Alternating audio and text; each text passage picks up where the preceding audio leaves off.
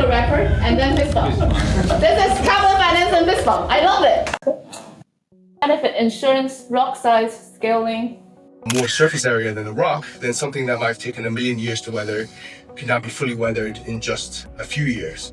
And I think my analogy I always give is like every morning I wake up to make coffee, and if I just chuck coffee beans into a French press, I'm gonna wait a really long time to get a really depressing coffee.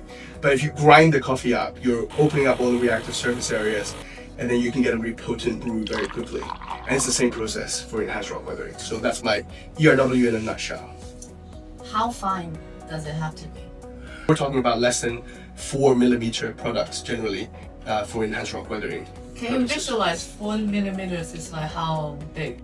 Yeah, so it's like a sandwich. Yeah, so what would be a good analogy? Probably like, since we're talking about fruits, something just slightly bigger than like those seeds on strawberries. Know me, or I'm something. Lydia. I used to be an investment banker for 10 years. Now I'm doing my carbon financing venture, which is called Secure CDR. If people who don't understand the risk, there's no way they can price it. And that's why it's very important to understand the very, very basic level, what kind of risk that you're facing, what kind of industry that you're going into. Now we have everyone. The time that ERW clicked for me is when I was working for Barclays. I actually went to Undo's field trip, and I was sitting there with all the ERW scientists. I went to the first ERW event. I'm one of the co-founders of Kita. We provide insurance for carbon removal projects. This diagram I use to show to actuaries across our insurance capacity providers, explain to them the risks inherent in enhanced rock weathering projects so that they would let us provide insurance for it. Why is insurance important? Because it unlocks finance. It's difficult to lend money to enhanced rock weathering projects because you're unsure ultimately how many credits are going to be produced if that's what you're securing your lending on. Whereas with insurance, you can get an insured tranche, which at least will say, well, if the project goes wrong, then you will get some of your money back or more of your money back depending on the insurance. And that's what lenders, specialist lenders, is what banks, is what others need in order to deploy capital into this market. Xinran Liu, I'm the Director of Science, Research and Innovation at Undo, which is an enhanced rock weathering company based here in the UK.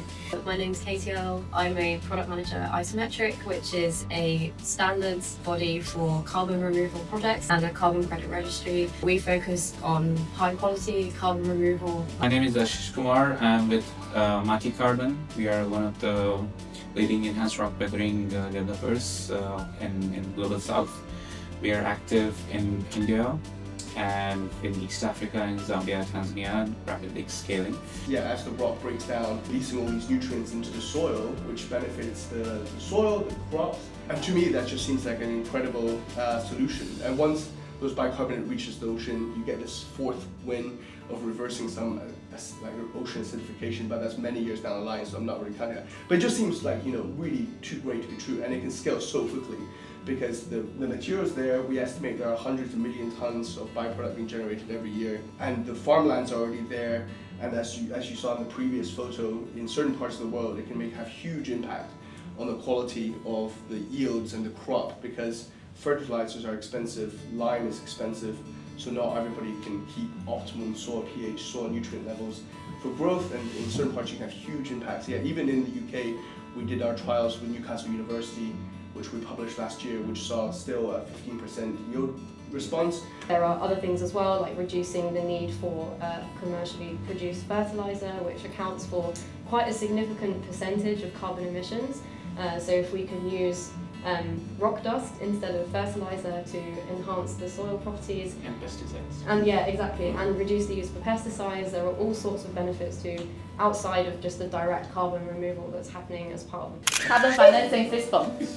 I took it from Air Minus. Grab a ton of CO2 and lock it away. We add an extra step. To grab a ton of CO2, put it on a capital stack, and put it away and fist bump. That's how you do it. Okay, do it again. Grab a ton of CO2, put it on a capital stack, and then lock it. Okay, wrap it and fist bump. Great, I like this. This is a co-creating, guys. We do it. Okay, grab a ton of CO2, put it on a capital stack, and then wrap it. There's a capital wrapper, and then fist bump.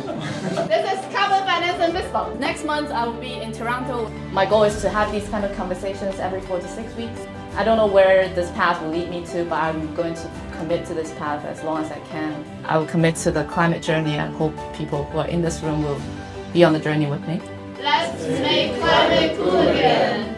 Let's have the orange plus banana plus kiwi, and then apple people. I consider this is good turnout in a very packed day, so appreciate everyone to be here. Everyone please scan the QR code, because everyone in climate has a role to play and we're going to write the story together.